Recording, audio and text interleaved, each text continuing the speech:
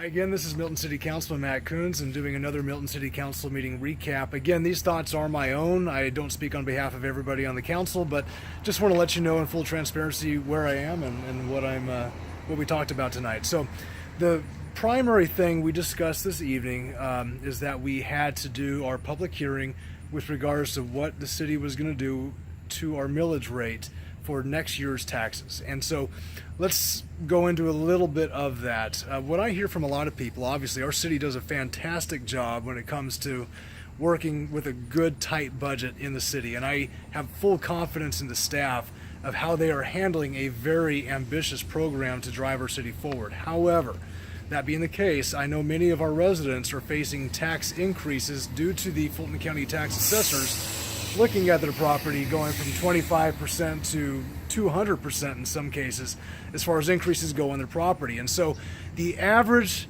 Milton homeowner would be facing about $650 in taxes on per year for next year. And so that's where we are. So what I'm hearing from residents is they know that our taxes are going up. Many of them are struggling with that if they are on a fixed income and if they're retired. But the question is what happens, what is the city going to do? And so the primary bulk of their taxes are with the Fulton County School Board, and so there's questions there. But in the cities, it's maybe about 20% of their overall.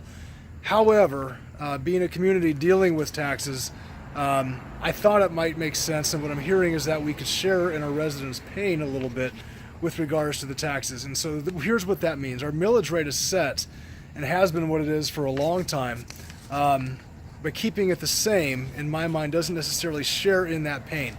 How would we fix that if there was a question of it? And so not necessarily do a tighter budget. I don't think we can, because I know our city manager and our staff does a great job of their current budget, but they're doing it with an ambitious program. It may make sense for us to scale some of those programs back somehow in order to help you, the citizens, with your current tax situation from the city, so that you know that we're with you with regards to what you're trying to figure out as you manage your budget on your kitchen table. So it's a tough place to be, really, because we do want to try to continue to do the best things we can. However, you don't have a choice about what can happen with regards to the money that you would be forced by law to pay.